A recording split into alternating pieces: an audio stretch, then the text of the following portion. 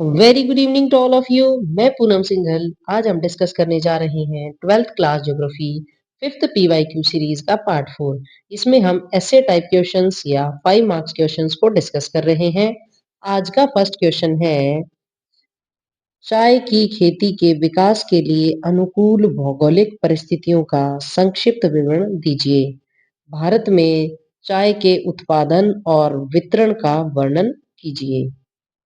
उत्तर है, चाय भारत की एक प्रमुख नकदी एवं निर्यातोन्मुख फसल है। यानी इसका निर्यात किया जाता है। यह वह फसल है, यह मुख्यतः उन क्षेत्रों में उगाई जाती है जहां आर्द्र जलवायु, अधिक वर्षा एवं ढालदार भूमि पाई जाती है।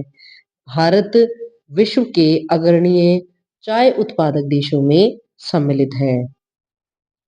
चाय की खेती के लिए अनुकूल भौगोलिक परिस्थितियां इस प्रकार हैं। देखते हैं। फर्स्ट है तापमान। 20 डिग्री सेल्सियस से 30 डिग्री सेल्सियस जो तापमान है वो चाय की पत्तियों की वृद्धि के लिए सर्वोत्तम होता है। नेक्स्ट है वर्षा। वर्षा है 150 से 300 सेंटीमीटर तक की अच्छी तरह वितरित वर्षा आवश्यक होती है, क्योंकि बूंद बूंद करके जो वर्षा होती है वो चाय की जो पौधे होते हैं उसके लिए बहुत ही उपयोगी साबित होती है। नेक्स्ट है मृदा। गहरी, उपजाऊ, अम्लीय एवं जल निकास वाली लाल तथा लेटराइट मिट्टी उपयुक्त होती है।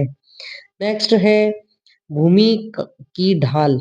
हल्की ढाल आवश्यक है ताकि वर्षा का जल रुक न सके। यानी वर्षा का जल जो है अगर चाय के जो पौधे हैं उसकी जड़ों में रुक जाता है तो वो खराब हो जाती हैं। तो ढालदार भूमि होनी इसलिए आवश्यक है ताकि उसकी जो पौधे हैं चाय के, उसकी जड़ों में पानी नहीं रुकना चाहिए। नेक्स्ट है आर्द्रता। वातावरण में नमी पत्तियों को कोमल बनाए रखती है, यानी नमी आवश्यक है। नेक्स्ट है ऊंचाई। समुद्र तल से 600 से 2000 मीटर की ऊंचाई जो है वो गुणवत्ता सुधारती है। नेक्स्ट है श्रम की उपलब्धता। चाय की तुड़ाई हाथ से की जाती है, इसलिए सस्ता श्रम आवश्यक है, क्योंकि चाय की जो पत्तियां होती है उसको हाथ के द्वारा तोड़ा जाता है। तो इसीलिए जो श्रम है उसकी बहुत ज़्यादा आवश्यकता होती है। अब देखते हैं भारत में चाय का उत्पादन और वितरण। असम, ब्रह्मपुत्र घाटी में सर्वाधिक चाय का उत्पादन होता है। नेक्स्ट है पश्चिम बंगाल। दार्जिलिंग, जलपाईगुड़ी क्षेत्र इसके लिए प्रसिद्ध है। नेक्स्ट है तमिलनाडु। नीलगिरी की जो पहाड़ियां हैं तमिलनाडु में वो चाय के लिए प्रसिद्ध हैं। नेक्स्ट है केरल। केरल में अन्नामलाई और कार्डेमम जो पहाड़ियां हैं वहां पर चाय का उत्पादन किया जाता है। नेक्स्ट है उत्तराखंड। उत्तराखंड में देहरादून क्षेत्र में चाय का उत्पादन होता है। नेक्स्ट है हिमालय। हिमाचल जो प्रदेश है वहां पर कांगड़ा जो घाटी है वहां पर चाय का उत्पादन किया जाता है। फिर है पूर्वोत्तर राज्य। यहाँ पर त्रिपुरा और अरुणाचल जो प्रदेश हैं वहां पर चाय का उत्पादन किया जाता है। निष्कर्ष देखते हैं। इस प्रकार उपयुक्त जलवायु, मृदा, श्रम की उपलब्धता के कारण भारत में चाय की खेती सफलतापूर्वक विकसित हुई है और यह देश की अर्थव्यवस्था में महत्वपूर्ण योगदान देती है। नेक्स्ट क्वेश्चन देखते हैं। भारत के सभी लोहा एवं इस्पात संयंत्र प्रायद्वीपीय पठार तक ही सीमित हैं, क्यों? समझाइए। ये बहुत ही इंपॉर्टेंट क्वेश्चन है, इसे अच्छे से कीजिएगा। लोहा एवं इस्पात उद्योग को आधुनिक उद्योग की रीढ़ माना जाता है। भारत में इस उद्योग के विकास मुख्यतः प्रायद्वीपीय पठारी क्षेत्रों में हुआ है। जो प्रायद्वीपीय पठारी क्षेत्र हैं क्योंकि वहां पर खनिज जो हैं वो बहुत ज्यादा मात्रा में पाए जाते हैं, इसीलिए वहां पर लौह इस्पात उद्योग का विकास हुआ है। अब ये देखते हैं हम प्रायद्वीपीय पठार में इस्पात संयंत्र सीमित होने के क्या क्या कारण हैं। फर्स्ट है लो अयस्क की निकटता सिंहभूम, बेलाडीला और मयूरभंज जो क्षेत्र हैं वहां पर लो अयस्क काफी अच्छी मात्रा में प्राप्त होता है।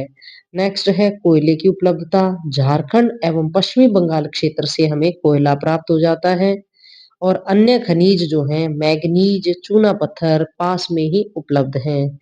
प्राय और नेक्स्ट देखते हैं हम ऊर्जा जो स्रोत है वहां पर कोयला और जल विद्युत दोनों ही उपलब्ध हैं। जल की सुविधा दामोदर, स्वर्ण रेखा और महानदी जो नदियां हैं वहीं पर जो इनसे जल की सुविधा उन्हें प्राप्त हो जाती है।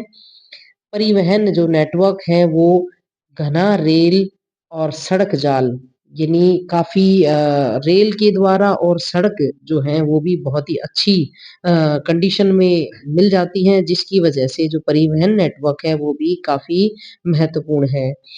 और बाजार की निकटता औद्योगिक एवं नगरीय क्षेत्र यहाँ आसपास हैं जिसकी वजह से बाजार की निकटता भी इन उद्योगों के विकास में महत्वपूर्ण योगदान अदा करती है।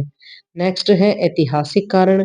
प्रारंभिक उद्योग इन्हीं क्षेत्रों में स्थापित हुए थे इसी वजह से ये ऐतिहासिक कारण भी इसके जो प्रमुख जो इस्पात संयंत्र हैं उनके प्रायद्वीपीय पठारी जो क्षेत्र है वहां पर होने में महत्वपूर्ण भूमिका निभाते हैं।